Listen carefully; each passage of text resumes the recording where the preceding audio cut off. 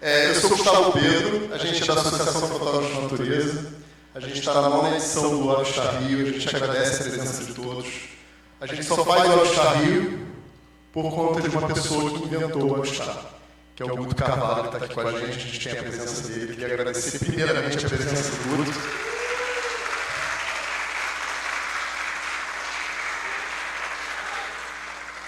É live para muita gente, né? Nem sempre a gente tem a oportunidade de estar com ele.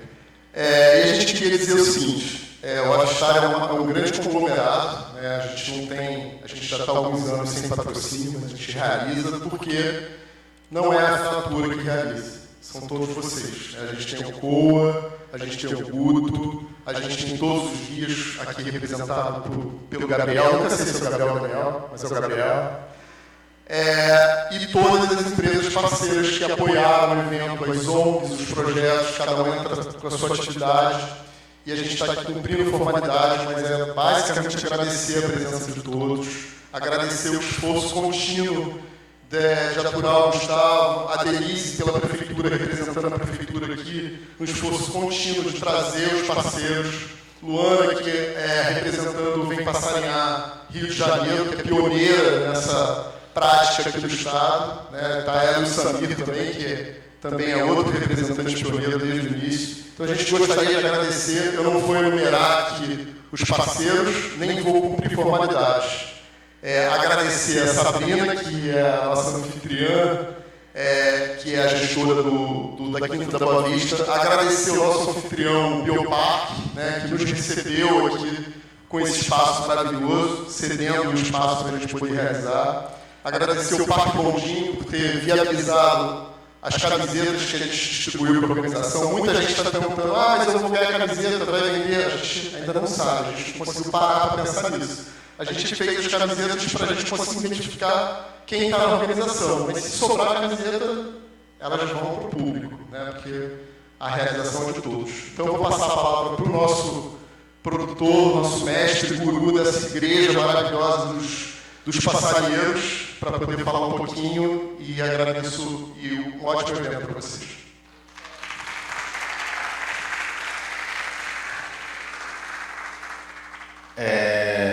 Para a gente é sempre um prazer enorme, inenarrável, estar presente no Star Rio, pelas pessoas queridas, pelos inúmeros amigos que a gente conseguiu aqui, graças aos passarinhos, graças ao empenho dessas pessoas que há tanto tempo acreditam nesse sonho de tornar a observação de aves uma prática e eu acho que a gente está conseguindo, né? Acho que o comentário geral, semana passada haviam 5 eventos simultâneos de observação de aves e todos eles com bastante gente, né? Em Guapimirim, em Resende, em Paraty, Ilhabela e também Peruíbe, lá no sul do estado de São Paulo, e outros pelo Brasil afora. Assim, acho que aos poucos, e agora com muita força, eu vejo, a observação de aves vem se incorporando à cultura brasileira e a gente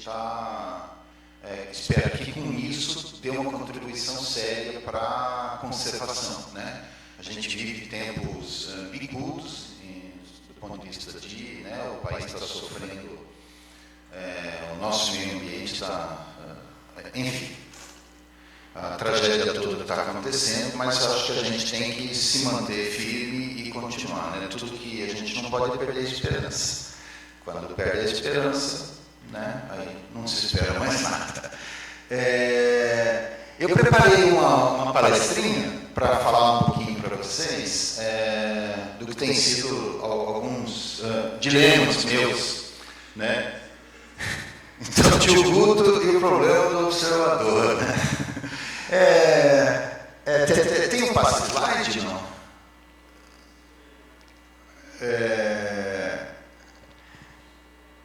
Enquanto também pode passar o próximo. O primeiro ponto é birds aren't real, né? As aves, eu preciso informar para vocês, tá? Todas elas faleceram há muitos anos e foram trocadas teve uma gripe aviária e tal, foram trocadas por drones da CIA, ok? No momento certo elas vão... Meu Deus do céu, que mundo louco a gente vive, né? Assim. E o pior é que, gente, esse é um movimento nos Estados Unidos, que se chama Bugs Aren't Real, que ele surgiu meio em contrapartida. Você pode passar mais um slide, por favor? Não, isso aqui é legal, assim, a gente fala que é mentira, mas lá nos anos 40, 50, quando isso, Kendall? Os 40, né? O cara botou umas câmeras fotográficas nas pombas, cara. Olha só que maluco. Amarrou isso é foto, não é inteligência artificial. E aqui é uma foto que as pombas bateram. Olha o detalhezinho da asa da pobre pomba aqui, tá vendo? Ela voando e fotografando. Ou seja, o problema é sério. Entende? O problema é sério. Pode passar mais um slide, por favor? Tem todos esses problemas sérios. E o problema do negacionismo é um problema muito sério, né? Passa mais um para mim, por favor. Mas eu não venho falar aqui de negacionistas, eu venho falar de positivistas.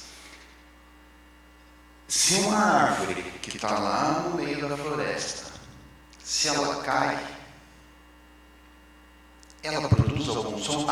Se não tem ninguém para ouvir, se uma árvore cai e não tem ninguém para ouvir, ela produz um som ao cair?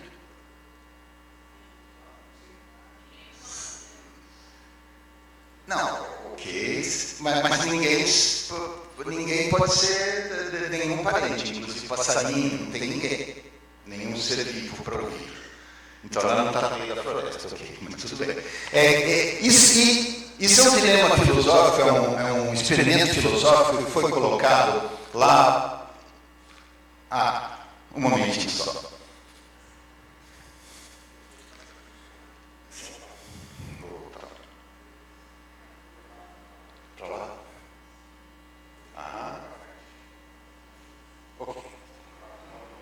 Estraguei. Surpresa!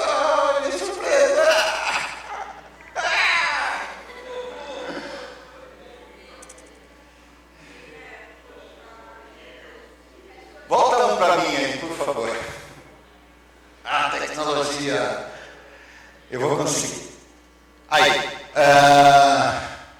Se a árvore cai e não tem ninguém para ouvir, né, ela produz algum som. Esse é o dilema do observador, né? E esse dilema, embora ele seja um experimento filosófico, está marcando o tempo? Tá. Embora ele seja um dilema filosófico, lá atrás, para a gente, enquanto observador de aves, ele é muito importante, né? E a importância também para a conservação. Deixa eu ver se eu passo.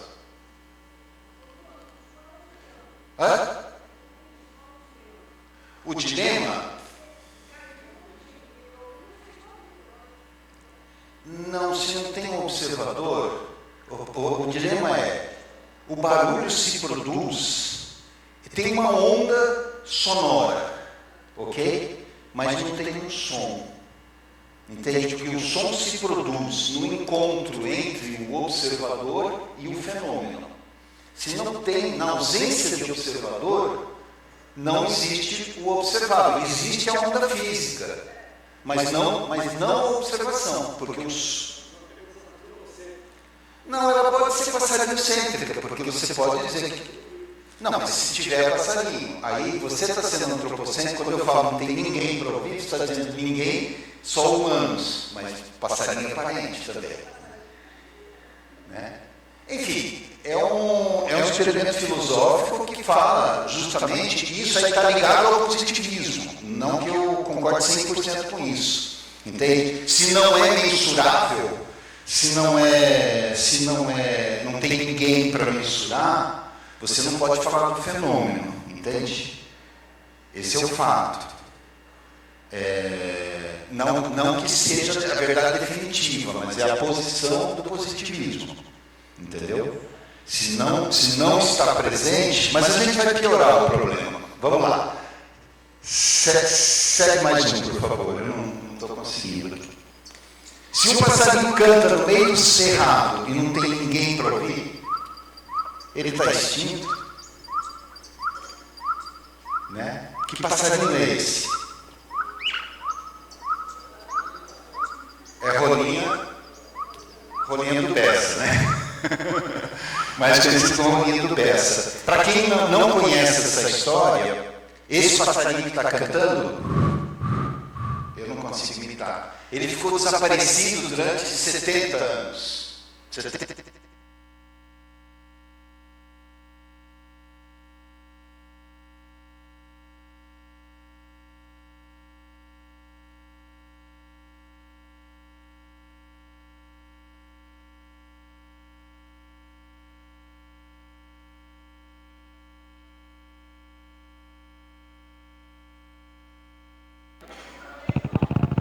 Mas é onde a gente vai agora. Se o passarinho canta, né, e não tem ninguém para ouvir, a gente pode achar que ele está extinto, né?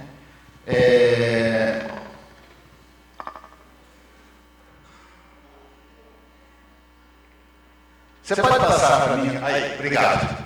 Essa é a rolinha do Planalto, e ela ficou dezenas de anos sumida, até que um dia o Bessa, o Rafael Bessa, um colega nosso, passarinheiro, consultor, passou lá e ouviu. E falou, que bicho é esse? Né? E aí percebeu, descobriu que foi um auê danado, que é um bicho extremamente raro, extremamente ameaçado, e hoje conseguimos fazer algumas medidas de conservação. Mas segue. Passa mais um, por favor. Esse é o outro problema clássico da observação. O gato de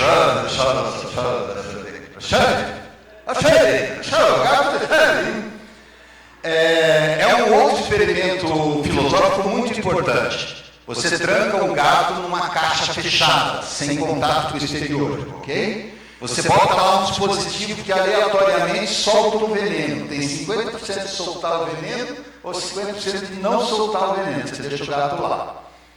Dá comidinha para ele não morrer de fome, mas ou ele morre do veneno, 50% de chance. Olhando do lado de fora, sem abrir a caixa, o gato está vivo ou está morto? Né? A gente espera que ele seja vivo, mas ele tem 50%. Esse é o fenômeno básico da física quântica, né? Que eles falam de superposição de estados e tal. Uma coisa pode estar passaram 10 minutos, ok? Né? Esse gato, ele está vivo ou está morto? Passa mais um. E o gato do Guto? Está vivo ou está morto? Eu estou aqui. Cadê os gatinhos do Guto? O Guto tem gato? Tem. Eu estou aqui. Minha casa fica lá na Serra do Japim, em São Paulo. O que está acontecendo com meus gatos nesse momento? Eu não sei. Mas se eu não sei, eles não estão lá? Se eu não vejo, eles não estão lá? Você passa mais um slide? Mais um, dá play. Para isso existe a tecnologia. É os gatinhos do Guto aí, né? É um pouquinho de água que eu botei para elas, minhas meninas, né? No quintal de casa, né? Agora, se eu não estou lá, se eu não tenho a câmera, eu morei lá 25 anos, eu suspeitava que elas estivessem lá. Antes de pôr a câmera trap, eu não tinha sequer um vestígio. Elas estavam lá, elas se materializaram quando eu botei a câmera trap, elas existiam antes, e quando você põe o observador, o fato acontece, né? Como é que é isso? Passa mais um. O gato está positivo operante. Na outra live ele está positivo operante. Passa mais um slide para mim. Não só gatinhos da play.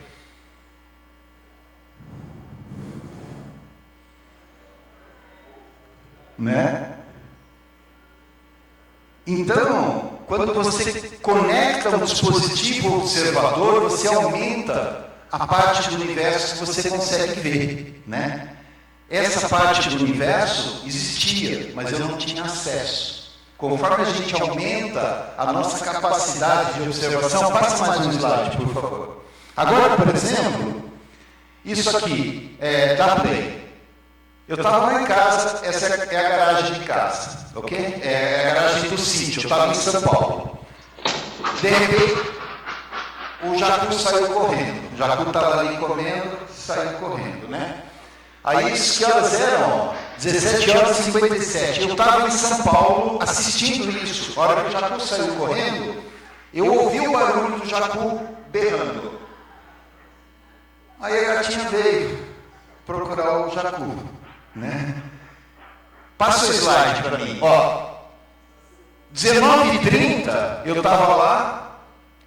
E aí vem um cachorrinho do mato. Olha que interessante. Ele vem cheirando, cheirando, cheirando. Onde ele encontra o rastro do gatinho, na mesma hora ele vai embora.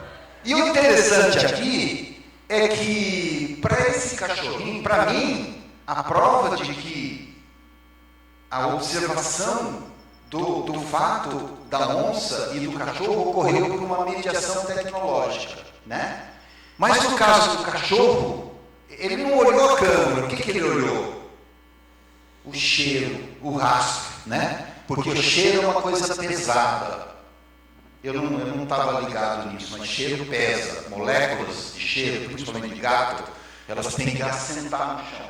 Por isso que o cachorro anda com a cabeça no chão, entende? Por isso que eu tenho dificuldade para sentir cheiro, porque eu sou mais comprido, entendeu? Então, e são várias coisas, mas observa que a realidade da onça se consumou para o cachorro do mato, para o cerdócino, como um rastro de cheiro. E ele reagiu do mesmo jeito que eu reagi lá em São Paulo, né? Olha a gatinha, né? Pode seguir. Mas o que acontece? Conforme vai passando o tempo, eu vou entrando num estado de desobservação. Né? Eu sempre fui muito observador, o tempo todo ligado no mundo sensório, o que acontecia. Passa mais um slide para mim, por favor. Por quê? Positivo e inoperante. Né? O que está acontecendo com o ouvido do tio Guto? Não só com o ouvido, mas isso não vem ao caso.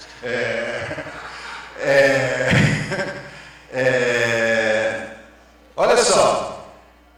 As curvas de perda de audição por faixa de frequência. Acima de 6 kHz, eu escuto quase nada. Quase nada. O mundo, para mim, perdeu os agudos. Né? O mundo perdeu os agudos. É interessante que as mulheres, elas têm uma perda menos acentuada. Né? O homem... Né, macho velho, branco, vai ficando chato e não ouve ninguém, né? Mais ou menos isso que os gráficos dizem, né? Mas já ouviu muito ou nunca ouviu nada e agora perde a audição, né? Pode seguir, passa mais um, eu não estou conseguindo usar. Isso aqui, por exemplo, é o caso. Que bicho é esse que está cantando? Dá play para mim.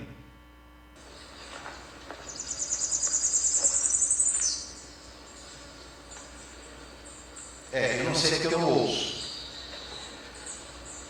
Eu não ouço isso. Entende? Então o mundo, para mim, ele vai ficando em silêncio. E é terrível, né? Mas eu não me rendo, porque eu sou um observador. O que eu tenho feito agora? Faça mais um, por favor. Diversas alternativas, né? Se a tecnologia não traz a solução...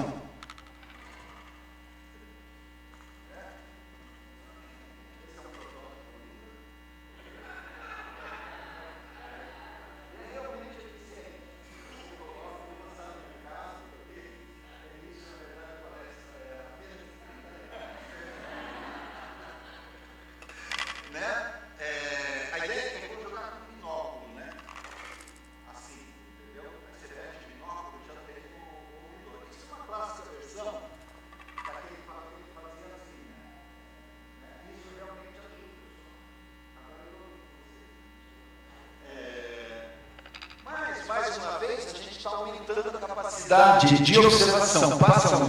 isso aqui é importante, antes de passar. Eu tenho usado esse aplicativo para quê? Para ouvir os passarinhos que eu não ouço. Entende? Eu vejo, eu ligo e eu consigo ouvir o que eu não ouço. Entendeu? E o mais maluco de tudo. E aí entra uma questão que eu não vou abordar aqui, mas quando você grava, o gravador... ele cria uns harmônicos, e pelos harmônicos você consegue ouvir. É muito interessante, às vezes você vê a modulação, está modulando, você não escuta. Aí você grava, você dá play e você escuta. Mágica? Não. A gravação cria uns harmônicos que o ouvido interpreta como... cria oitavas para baixo e você projeta as oitavas para cima. Isso é muito utilizado para produzir, no outro sentido, para produzir o super grave nas caixinhas. Pum, pum, pum, pum. Aquilo lá, elas não conseguem fazer o grave, mas elas emulam o grave com vários harmônicos que projetam para baixo. Então agora, eu saio a campo assim, e assim eu vou ouvindo os passarinhos. Passa mais um, por favor. Me tornei um observador de espectros. Eu não observo passarinho, agora eu observo espectros. Né? Não confundir, próximo slide. Assim eu consigo estar mais operante. Mais um slide. Aí está duplicado, pode pular. Né? Não confundir com observador de espectros. Né? Ou será que eu estou observando fantasma? Eu não estou mais vendo o bicho. Eu estou observando os rastros dele, assim como um cachorro, eu estou observando o cheiro. Mas observar o cheiro tem o valor de observar a onça? Depende, né? Para o cachorro tem, não é? Para o cachorro tem. E para mim, nos 25 anos que eu passei lá, se eu tivesse sentido o cheiro da onça, se eu tivesse me ligado, porque tem isso, você precisa se ligar. Outra coisa, depois que passa no espectro, quando você vê que tem um bicho lá em cima cantando, você até consegue ouvir também o próprio, entende? Você modula a sua atenção, modulando a tua atenção, você consegue saber onde tentar escutar. Porque não é um corte definitivo, é apenas uma redução, né? É uma questão de... o número de decibéis da redução é muito forte. Você passa mais um, por favor? Isso é bem, por exemplo, quem daqui torce para a seleção brasileira? Né? Vamos torcer, o Brasil está jogando lá no Japão, ok? Né? Lamento informar, sua torcida não serve de nada. Porque quando você está torcendo pelo gol, o gol já aconteceu ou não aconteceu. Faz tempo. Porque demora 15 a 90 segundos para o sinal chegar. Então você fala, vai Brasil, vai Brasil. E o gol já aconteceu ou não aconteceu. Entende? Então, por exemplo, quando você está assistindo um jogo de futebol, o delay do satélite, o sinal, né, ele tem que chegar. Só que o satélite passa lá no Elon Musk manda para o Moraes. Demorou 20 segundos, já não, a sua torcida não vale nada. Lamento informar. Né? Claro que passaram mais 10 minutos. Ok. Isso aí é futebol less, né? Ou seja, é uma falta de futebol. Cadê o contato com a realidade? Você não está sem contato com um fantasma, você está observando um espectro, né? Vamos seguir mais um, por favor. Aqui tem um grande fotógrafo de natureza que vocês devem conhecer. Talvez o maior observador de espectro que eu conheço atualmente. Meu grande amigo João Quental. Um grande difusor da câmera mirrorless. Câmera mirrorless. Qual foi o ponto no que os observadores perderam com a mirrorless? João, com você a palavra. Nada. A gente perdeu o contato com os fótons, né? Os fótons que emanam daquele ser que o Deus Sol mandou e refletem no passarinho e do passarinho voltam para a gente, esses fótons a gente não recebe mais, né? O cheirinho da onça não está mais lá. A gente vê a marca do cheiro. Mas uma câmera mirrorless, você não está vendo a luz que é emitida. Por quê? Porque você vê através de um display, você vê uma luz que é recriada. Né? Recriada num tempo milionésimamente. Mas isso faz diferença? Não sei se faz diferença, mas eu não estou aqui para dizer se faz diferença não, só para trazer os pontos. Pode seguir. Né? Cadê o contato? Com a mirrorless você perde contato com a realidade. Ou não. É mais fácil, é mais barato, você tem mais acesso. Eu, sem a câmera, eu não teria visto os gatinhos. Então tem tudo isso, né? Com o espelho, talvez você não tivesse a câmera. Passa mais um, por favor. Esse é outro ponto interessante, né? Agora estão vindo as câmeras térmicas. Câmara térmica. Você olha, é muito engraçado. Quem daqui já usou câmera térmica? Levanta a mão. O que acontece? O bicho se mexe, ele demora meio segundo para mexer. Né? É muito louco. Você vê o bicho mexendo e ele demora. Por quê? Porque tem um processamento. Porque você está olhando um espectro, você não está olhando. Então vocês acharam estranho que eu hoje, já positivo e inoperante, sou um observador do espectro, mas a gente está observando o espectro o tempo todo. Né? Pode passar, mais um. Né? Tem o gato de Schrödinger e tem o gato de Huxley. Né? Quem se atreve?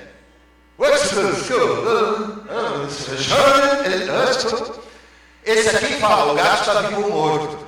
Esse aqui fala, estamos ampliando o nosso universo sensível. Esse é o cara que inventou o conceito de Umwelt. Umwelt é o universo que está disponível para cada ser vivo, o universo sensorial que está disponível para cada ser vivo, né? Pode seguir. Aí a gente tem vários gatos, né? O gato de Schrödinger, o gato de Russell, o Tio Goods Gas e o Quental Cats, né? Então, cada um com seu nível de realidade. Pode seguir, né? Esse é interessante, toca esse filminho. A gente, durante a pandemia, a gente fazia janelives, né? E aí tinha várias pessoas que faziam lives pela TV, pela live. Um live feito pela live, vale? Não sei. Ué, mas para a câmera mirrorless vale, né? Aí tem diferença. Entende? Diferença zero. Entende? Ou torcer pelo Brasil vale? Vale, mas fazer live pelo Janelives não vale. Ué, qual é a diferença? Essa diferença é o tema das palestras que se chama o Dilema do Observador. Né? Pode seguir. Mais um, por favor.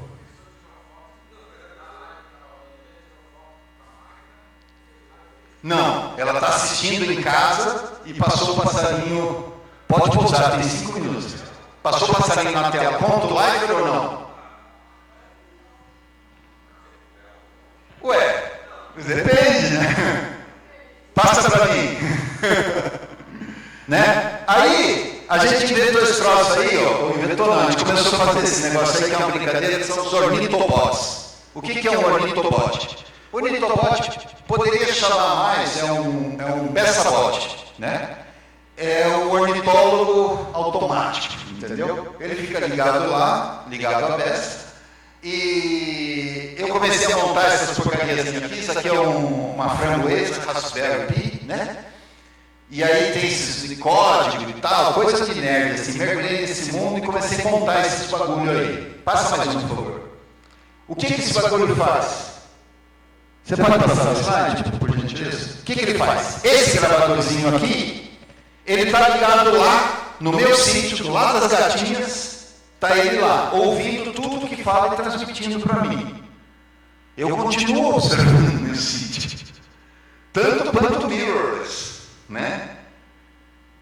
Para mim, vale o live. É um live digital, mas é um live, né? Mas o que não é digital hoje? É aquele da lista de bichos. Passa mais um, por favor. Aqui, por exemplo, é o mapa que a gente montou. João Quental tem um aqui no Rio, tem outro lá em Teresópolis, tem vários espalhados pelo Brasil, tem um perdido em Angra dos Reis que a gente não sabe de quem é. Alguém montou lá, quem sabe quem montou um ornitopod clandestino lá. Pessoal de Angra, está com vocês, vamos investigar, vamos descobrir. Pode seguir? E ele fica Mas esse é Brasil. Passa o próximo, por favor. Aqui é o Brasil. A gente estava com um aqui, ó, lá no Amazonas, mas já acabou. Mas segue mais um. Olha só como é no mundo, né? E ele, por exemplo, olha só, ele registra 1.200.000 e tantos registros por dia, né? De passarinho cantando. Tudo em tempo real. Tempo real quer dizer o quê, né? Defina o tempo real. Né? Ficar assim, você faz 5.000 espécies, né? Depois você fica lá, você está fazendo live direto, né? Já passa os campeões rapidamente. É uma maneira.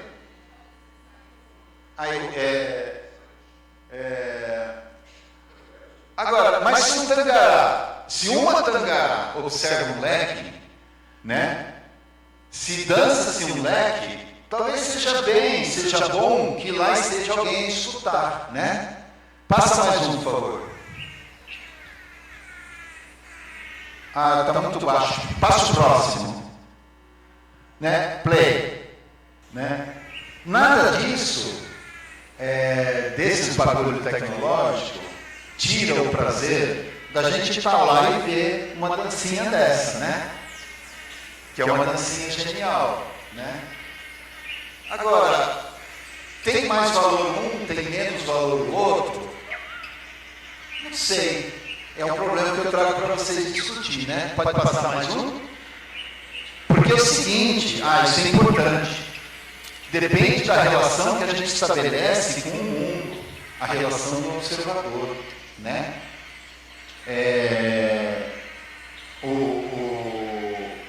Os povos originários no Brasil, eles têm essa tradição de que a floresta é parente, que o tangará é parente, que o rio é parente, né? Que a floresta é parente. E a nossa conexão é uma conexão de vida, né? Pode passar mais um? Né? O grande Krenak dizia: esse nosso rio avô, chamado pelos brancos de Rio Doce, cujas águas correm a menos de 1 quilômetro do quintal da minha casa, ele canta.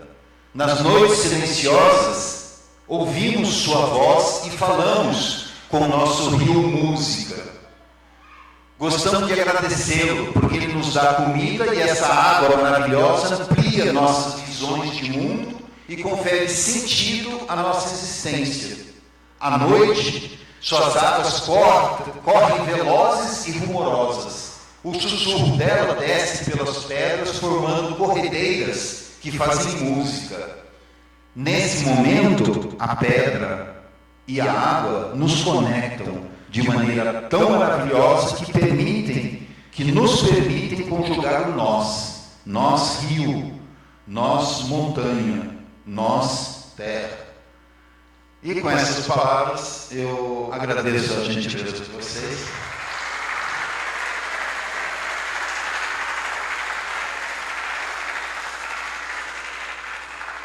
Algumas referências, né? A querida Dana Haraway, também importantíssima. E eu sigo ouvindo, né, ainda. Acho que tem tempo para alguma pergunta.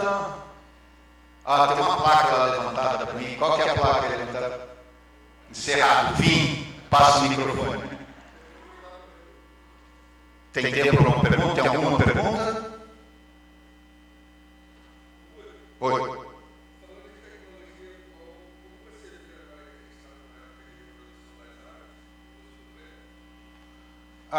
Esse não é diretamente ligado ao tema. Eu, de modo geral, eu não uso playback, eu não faço foto, eu vou de binóculo e eu gosto de ouvir a floresta. Mas acho que isso é de cada um e acho que polícia não resolve problema algum, assim, criminalizar ou coisa, mas tem uma coisa que se chama ética, né? Então acho que a gente tem que fazer um esforço importantíssimo para ter uma observação ética. O que é ética? Tomando cuidado para não virar policialesca. Esse é o principal problema. O Brasil tem uma tradição de, no momento de um dilema ético, chama a violência de Estado para resolver. E violência de Estado não resolve nada. Eu dou um exemplo bem polêmico, então eu vou me estender um pouco sobre isso. Eu amo balão. Quem daqui ama balão, levanta a mão. Entende? Balão, não, balão daqueles grandes de soltar. Agora, é um problema porque é uma cultura linda, popular, que virou um problema impressionante porque foi criminalizado. Entende? Ao invés de dialogar, por exemplo, hoje você poderia ter balão que ao descer ele apaga, né? Sinalzinho de celular e tal, poderia ter uma tecnologia com balão, você não vai queimar nada, vai ser só lindo. Ah, os aviões, desvia do avião, cara, tem tecnologia para isso. Por que isso não está no balão hoje? Porque é crime. Na medida que você criminaliza, você impede a sociedade, as forças da sociedade de evoluir, né? Ou você torna mais difícil. E aí cria toda uma outra relação. Então eu penso com relação ao playback que a gente tem que resolver isso, que isso é um problema e tem que ser resolvido por meio de ética e não por meio de repressão. Eu não acredito em repressão. Eu acredito em consenso da sociedade e coisa. Agora passa para um outro ponto, a gente valorizar a passarinhada silenciosa, a passarinhada. Agora, em alguns casos, se você não faz playback, você não vê o bicho. Então, tem que ser muito delicado.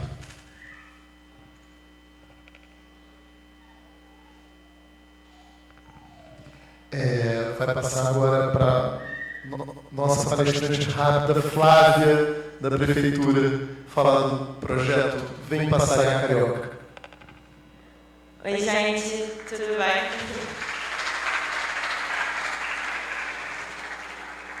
Eu vou falar bem rapidinho, só aqui em nome da Gerência de Unidade de Conservação, da Secretaria Municipal de Meio Ambiente e Clima, sobre o passarinhar carioca, e também um pouco em nome da Denise, que eu não quero estar aqui falando, então eu estou nesse papel. Mas para falar, né, desse projeto que a gente tem, desse programa que a gente tem aprovado em resolução pela Prefeitura, então hoje o passarinhar desde 2023 está na resolução da SMAC, né, tem até um número ali embaixo. Então a gente queria muito que todo mundo soubesse disso, que a Prefeitura assumiu o passarinhar carioca como um programa oficial, pode passar.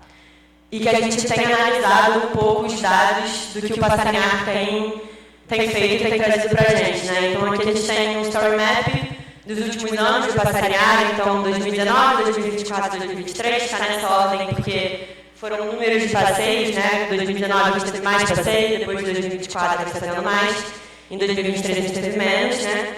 E aí aqui a gente consegue ver, basicamente, né, todos os dados, quantidade de encontros, os locais, as quantidades de espécies avistadas, das famílias mais avistadas, enfim. Tem todos esses dados que vêm exatamente das listas que vocês fazem quando vocês vão ao passarinhar carioca, então é uma maneira da gente pedir, influenciar que vocês continuem fazendo as listas e mandando para a gente, e pode passar. E para informar que esse panorama é um panorama dinâmico, então você consegue entrar, por exemplo, em cada unidade de conservação, por aquele panorama que eu mostrei, e saber quais são as áreas mais avistadas ali, ou quantos passeios ocorreu ali, e isso está tudo no nosso web app, que está nesse QR Code, então quem quiser pode acessar, que a gente criou recentemente, que é o web app da Unidade de Conservação de Natureza aqui do município do Rio de Janeiro, onde a gente vai ter todas as informações sobre as unidades, então tem todos os planos de manejo, a gente vai ter toda a área delimitada das unidades, todos os programas da Prefeitura, então tem o Story Map do passarinhar, tem todas as pesquisas científicas que estão ocorrendo nessas unidades, então a gente acabou de lançar e é importante que vocês saibam e possam usufruir dessa plataforma. Então é isso, está aqui o QR Code. Eu queria agradecer a todo mundo que frequenta o Passarinhar Carioca, queria agradecer a Denise, né, por encabeçar esse evento da Prefeitura, sem ela o passarinhar não ia acontecer, e falar que nós, enquanto gerentes de unidade de conservação, estamos comprometidos e apoiando o Passarinhar Carioca e queremos que aconteça muito mais. É isso, obrigada.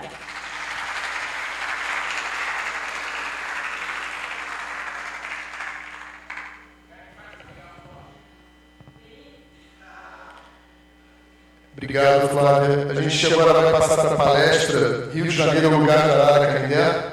Essa é a grande pergunta. Da Lara Alberto do Refauna. A palavra é sua, Lara. Eu tenho que pedir para passar um slide, né? Tá. Vou esperar a câmera.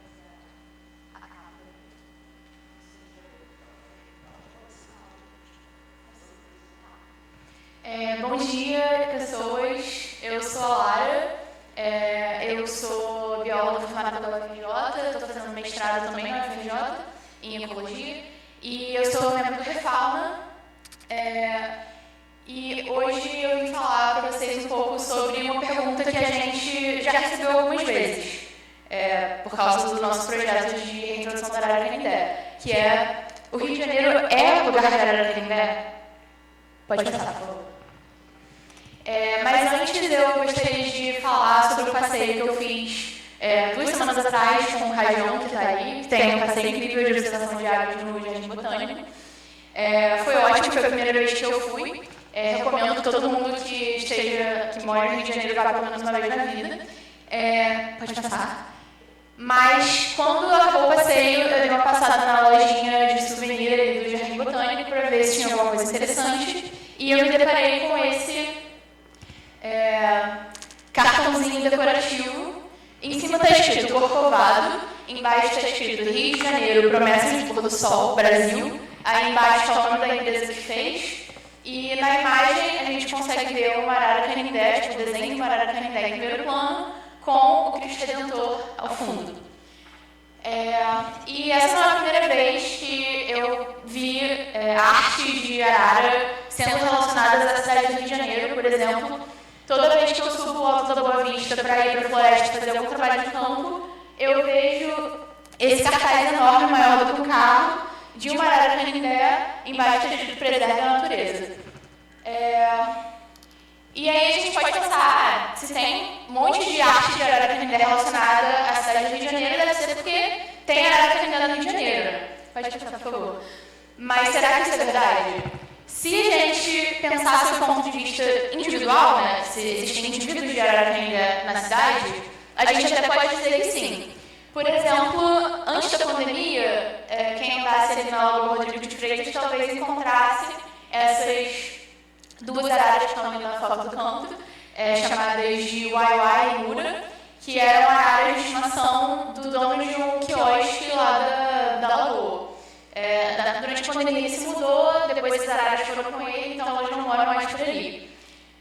Se vocês passearem ali no Bioparque e entrarem naquele recinto de aves, onde tem Missão Tropical o nome, talvez vocês também encontrem o Romeu e a Julieta, que são famosos. O Romeu é uma arara do plantel do Bioparque, e a Julieta ela é uma arara de vida livre que a gente não sabe exatamente de onde ela veio, a gente não sabe para onde ela vai durante a noite, mas todo dia ela vem visitar o parceiro dela e eles vivem um romance através das grades. A gente também pode encontrar algumas araras voando por aí, porque tem pessoas que têm araras de estimação e fazem prática de voo livre. Então, muitas vezes eu recebi fotos de arara no arcoador que tinha alguém passeando com elas por lá. E umas 2 semanas atrás também, a Flávia me mandou essa foto de uma arara que foi parar em São Conrado e ela foi resgatada. E também tem isso, né? Tem as araras que aparecem, são super dóceis, você tenta fazer cair na cabeça dela, elas deixam, e elas acabam sendo resgatadas pelos órgãos competentes. Mas se a gente for pensar sob o ponto de vista populacional, não existe atualmente populações selvagens de Arara Canindé conhecidas na cidade ou no estado do Rio de Janeiro. Pode passar. Então, por que as pessoas insistem em colocar elas em fotos, em mídias? Por que é tão fácil associar elas com a cidade do Rio de Janeiro? Eu gostaria muito de dizer para vocês que é porque as pessoas têm uma memória coletiva e que a lembrança de araras que existiram em tempos remotos na cidade foi passada de geração por geração, mas eu acho que isso não é verdade. Eu acho que, na real, o que acontece é que existe essa ideia de tropicalidade, né, que é a lente pela qual a maior parte do mundo enxerga o Brasil. Inclusive, os papagaios e araras, assim, em geral, eles são muito associados a essa imagem. Né? Em alguns dos primeiros relatos sobre o Brasil pelo ponto de vista dos europeus, o Brasil foi chamado de terra de papagaios. Então, é uma coisa marcante, né, por causa da diversidade e da abundância de cidades que tem aqui. E o Rio de Janeiro, por sua vez, ele é um grande cartão postal do Brasil, então muitas das ideias que as pessoas têm sobre o Brasil passam pelo Rio de Janeiro. Né? Então, por exemplo, é muito mais fácil as pessoas associarem qualquer coisa ao Rio de Janeiro do que qualquer outro lugar do Brasil. Aqui a gente tem o filme... pode voltar. Aqui tem uma imagem do filme Rio, que é um filme que se passa no Rio de Janeiro. Então a gente tem todos esses elementos de tropicalidade. Tem as frutas na cabeça, no filme tem futebol e samba, obviamente, que são coisas que são características do Brasil, né? Tipo, todo brasileiro joga futebol e dança samba e usa frutas na cabeça. E, obviamente, tem as araras, que nesse caso aqui não era nem a arara que existiu em algum momento no Rio de Janeiro. A ararinha azul, que é da Caatinga, só que como a Caatinga é um negócio complexo demais para as pessoas de Hollywood entenderem, eles botaram no Rio de Janeiro. Pode passar. Mas o foco de hoje não era a ararinha azul, era a arara canindé. E aqui a gente consegue ver a distribuição da arara canindé pelas ocorrências do Wikiads. A gente vê que ela é um animal muito comum mais para o centro do Brasil, na Amazônia também. Também a gente sabe que tem bastante no Pantanal. E na Mata Atlântica tem uma concentraçãozinha ali mais para São Paulo, mas não é muito. Dá para ver que tipo, ali no Rio de Janeiro, os pontos estão meio que evitando o Rio de Janeiro. Mas justamente por ser muito comum, eu acho que isso ajuda a propagar essa ideia de que se ela está no Brasil todo, então obviamente ela vai estar no Rio de Janeiro também. Pode passar. Aqui, quando a gente olha para a distribuição no iNaturalist, que tem um foco não só no Brasil, na América do Sul inteira, a gente consegue ver que ela também se distribui anualmente pela América do Sul, um pouquinho da América Central. Ali, em Porto Rico, teve uma introdução, né, ela foi levada, não era nativa dali. Na Flórida também ela foi introduzida. Pode passar. Mas isso aqui é o que eu gostaria de chamar mais a atenção de vocês, é o mapa da distribuição da IUCN, que é a organização responsável por dizer se uma espécie está ameaçada ou não. A arara canindé, no caso, não está ameaçada. Mas, se vocês lembrarem dos pontos que eu acabei de mostrar, tem muita coisa que não está contemplada por isso daqui. Na IUCN, eles não consideram boa parte do Pantanal, boa parte da Mata Atlântica também está de fora. Então, pode passar. No meu mestrado, eu tentei... pode passar, por favor. No meu mestrado, eu tentei entender melhor o que estava acontecendo ali naquele mapa do IUCN, porque a gente tem esses indícios de que as araras ocorrem em outros lugares, e já ocorreram em outros lugares no passado, e por que a IUCN não está considerando elas ali, né? Então, uma parte do meu mestrado foi buscar registros históricos. Então, esses registros de viajantes, naturalistas, expedicionários que vieram ao Brasil desde o século XVI até o século XIX. E eu encontrei umas coisas interessantes. Aqui eu repliquei aquele mapa da IUCN, né, então está em verde, onde a IUCN considera que a área existe atualmente. Não sei se dá para ver, mas aqui em cima tem um pontinho vermelho, que é Trinidade e Tobago, que é o único lugar que a IUCN considera que a arara canindé foi extinta. Em roxo está Porto Rico, que é onde ela foi introduzida, e marronzinho ali é onde a IUCN por algum motivo tem dúvida se ela existe ou não, atualmente. Mas, não, pode voltar, por favor. E esses pontinhos foram os pontos históricos que eu achei. Os registros de naturalistas, de viajantes que vieram para o Brasil em algum momento entre o século XVI e o século XIX, e nos seus textos, seus diários de viagem, eles mencionam o encontro com a arara canindé de vida livre, que não tenha dúvidas de que eles realmente viram a arara canindé. Então, o que a gente pode ver é que basicamente metade dos pontos que eles encontraram nesse período, né, que foi um período que não tinha muita gente olhando, porque o Brasil ficou fechado durante muito tempo para naturalistas, mas a gente consegue ver que boa parte desses pontos estão do lado de fora dessa distribuição que a IUCN está considerando. Então, dá para dizer que é um padrão, né? Possivelmente, o que aconteceu ali foi que as araras estavam nesses lugares e deixaram de estar. E faz sentido porque a Mata Atlântica, que boa parte desses pontos estão por aqui, né? A Mata Atlântica foi ocupada primeiro, então ela foi o lugar que foi destruído primeiro com a chegada dos europeus, mas ela também foi um lugar que tinha muita gente olhando. Então, meio que elas foram extintas muito rápido, possivelmente, mas deu tempo de algumas pessoas verem, e a gente tem essa confirmação de que elas existiram por aqui. Pode passar. E aí, focando no Rio de Janeiro, a gente tem alguns registros bem interessantes. No século XVI, ali em 1555, 57, na época que estava rolando aquela tentativa de colonização da França no Rio de Janeiro, duas pessoas, o Jean de Lery e o André TV, eles vieram para o Rio de Janeiro e eles têm um relato muito parecido de encontro com a arara canindé no entorno da Baía de Guanabara. Então, eu vou ler o que o Jean de Lery tem a dizer sobre isso. Pode pensar. Nesse caso, ele está comentando sobre as araras, ele menciona a arara vermelha também, e aí ele começa a falar: a outra ave, dita canindé, tem a plumagem do peito amarelo, com ouro fino, o dorso, as asas e a cauda são de um belíssimo azul, e pasmamos ante tanta formosura ao vê-lo como que vestido de ouro por cima, e por cima todo sombreado de roxo. Os selvagens, que eles chamam os indígenas, né?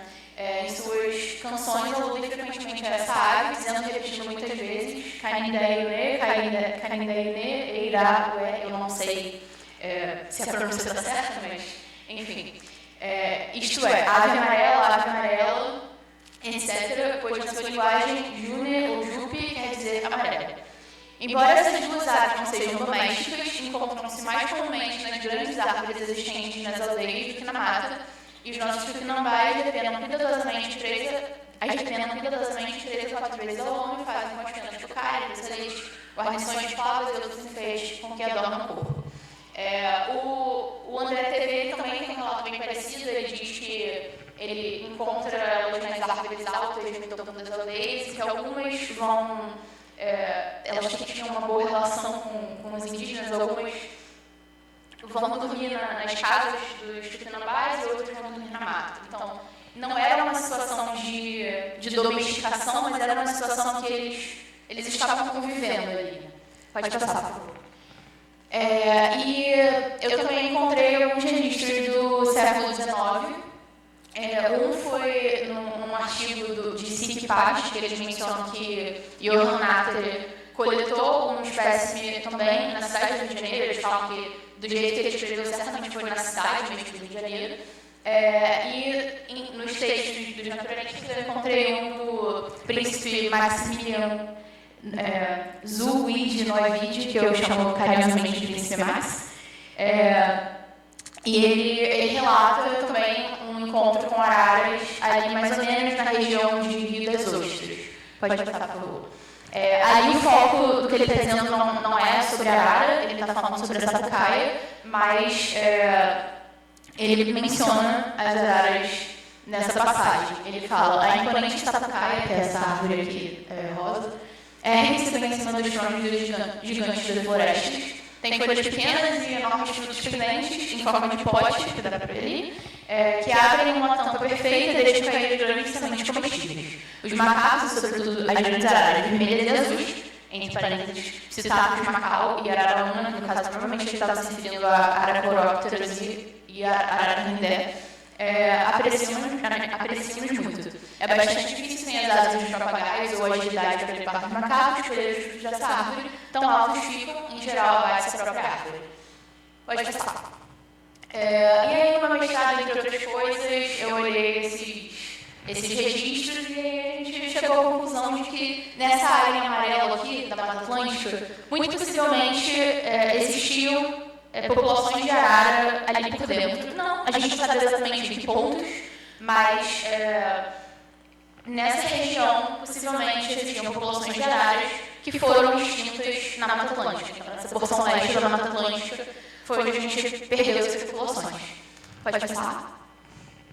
E é por isso que a Fauna, que é essa ONG de reintrodução de fauna e reformação, tem planos de reintroduzir a arara canindé no Parque Nacional da Tijuca, que acho que a maior parte de vocês deve conhecer, um parque, o parque mais visitado do Brasil, fica no meio da cidade, tem quase 4.000 hectares e a gente já trabalha com reintroduções de algumas espécies de invertebrados nesse parque, pode passar. Então, para ninguém ficar perdido, eu queria deixar bem claro o que é uma reintrodução. Não é simplesmente uma soltura, ela tem um foco populacional. A definição mais formal seria a translocação intencional de indivíduos de determinada espécie para uma área dentro da sua distribuição original, de onde a espécie tenha sido extirpada, com o objetivo de restabelecer uma população viável. Então, o Refauna já trabalha com isso desde 2010. Em 2010, o Refauna reintroduziu a cutia vermelha no Parque Nacional da Tijuca. Em 2015, 2016, a gente começou a reintrodução do bicho ruivo também no Parque Nacional da Tijuca. Em 2017, a gente expandiu a nossa área de atuação e começou a reintrodução da anta na Reserva Ecológica de Guapiaçu, em Cachoeira de Macacu. E em 2020, a gente começou a reintrodução de Jabutitinga, também no Parque Nacional da Tijuca. Então, a arara vai ser a próxima candidata a voltar para a cidade do Rio de Janeiro. Pode passar.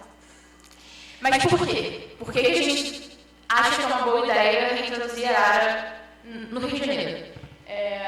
Primeiro, porque araras elas têm funções importantes, elas realizam processos ecológicos que são importantes.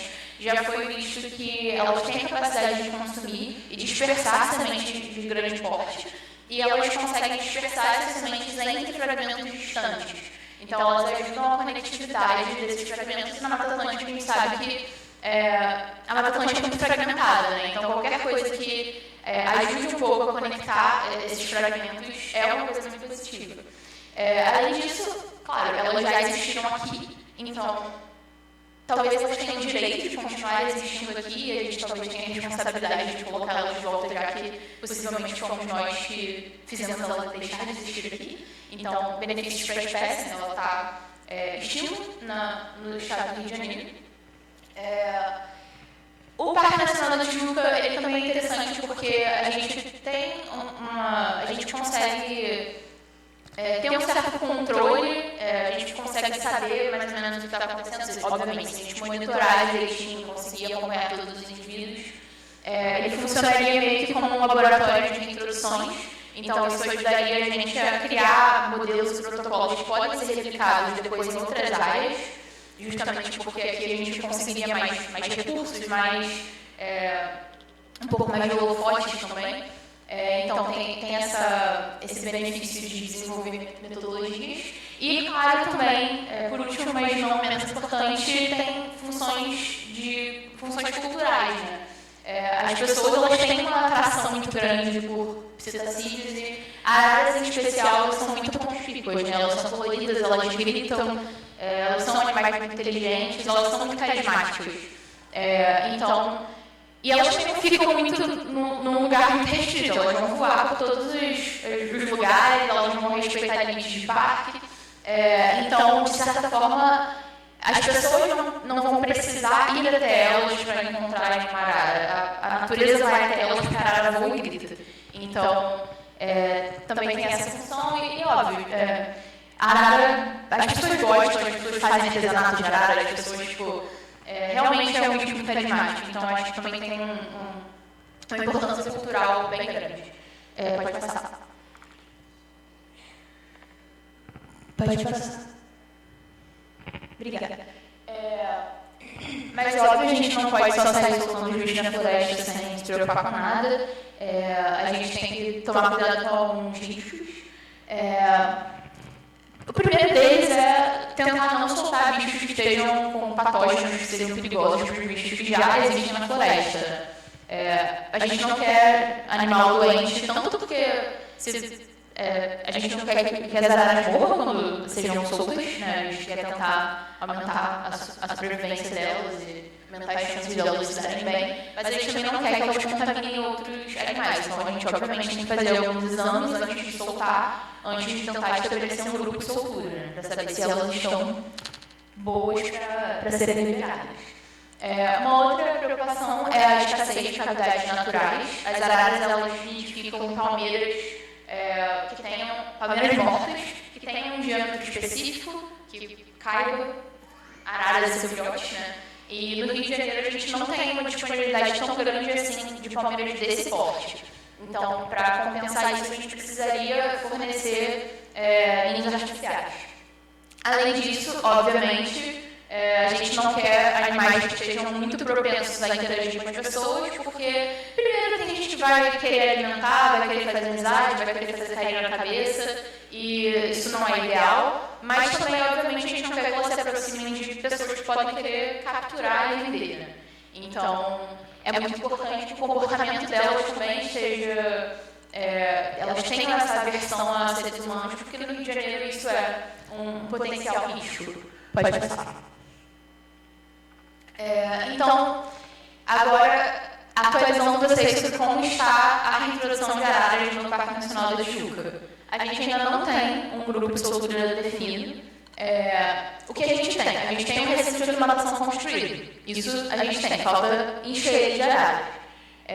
A gente está nessa fase justamente de buscar os indivíduos exatos, né? Então eles precisam passar por exames clínicos para ver se eles têm algum patógeno, eles passam por laparoscopia para saber se eles estão em condições reprodutivas, a gente também faz avaliações comportamentais para saber se eles não estão muito propensos a se aproximar das pessoas. E uma vez que a gente tenha conseguido um grupo de, sei lá, umas 6 araras que parecem estar bem para serem liberadas, a gente também vai fazer um protocolo de treinamento para intensificar um pouco esses comportamentos de aversão a humanos, para ensinar elas a comerem os frutos que elas vão encontrar na floresta. A Luísa, que está ali atrás, ela foi inclusive para a Argentina para aprender como fazer isso, e é ela que vai dizer para a gente como é que a gente vai fazer. E também, obviamente, a gente vai precisar colocar enriquecimento ambiental no recinto, e também colocar umas plataformas de alimentação e caixas de ninho do lado de fora, para quando elas finalmente saírem dos cuidados humanos para vida livre. Pode passar. Então, a gente está nesse processo, a gente busca lugares que tenham... geralmente a gente tenta estabelecer parcerias com instituições que tenham acesso a araras, sejam de setas ou CRAs ou zoológicos, e a gente tenta ver qual é a situação de cada lugar e aí a gente começa a fazer essas avaliações, né? Mas até o momento, todos os bichos que a gente testou, eles não passaram na primeira fase, que era dos exames clínicos, porque em cativeiro é muito comum há vários patógenos, e uma coisa que a gente teve problema foi a megabactéria, que é um fungo que normalmente é assintomático, mas em raras ocasiões pode gerar uma diarreia mortal. E aí, enfim, meio que foi barrado porque não valia a pena correr esse risco.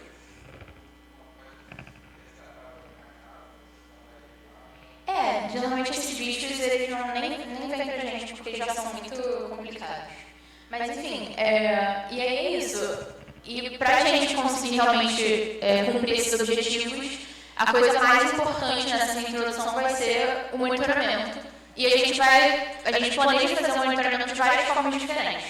A primeira delas é a partir da suplementação alimentar, porque a gente segue um protocolo com as araras que é um protocolo de soltura branda. Então, o bicho ele não chega na floresta e vai viver a vida dele de cara, né? A gente deixa ele no recinto por um tempo para se acostumar com os cheiros e sons da floresta, a gente vai apresentando os frutos para eles. E aí depois, quando eles são soltos também, a gente vai continuar suplementando a alimentação para garantir que eles fiquem ali por perto, para não dispersarem tão rápido. Então a gente vai espalhar algumas plataformas de alimentação pela floresta para continuar essa suplementação alimentar por um tempo.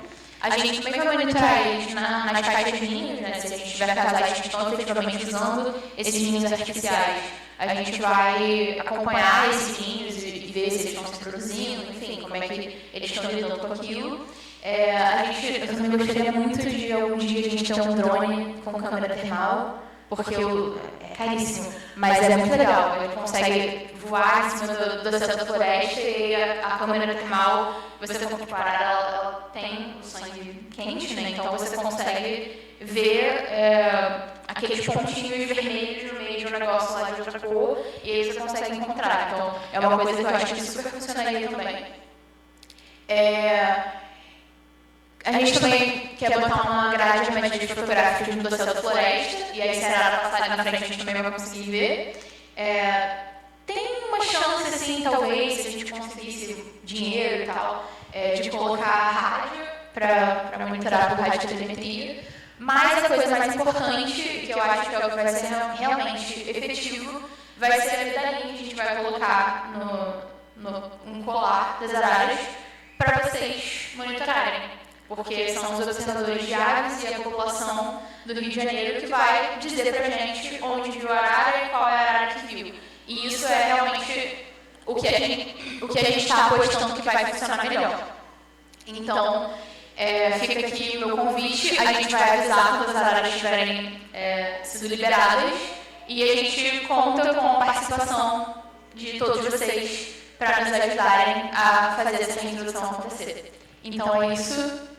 Pode começar. Obrigada. Aqui está o Instagram do Refala, no site. A gente está também com uma tenda que vocês podem comprar produtos e ajudar. Obrigada. Oi. Acho que tem.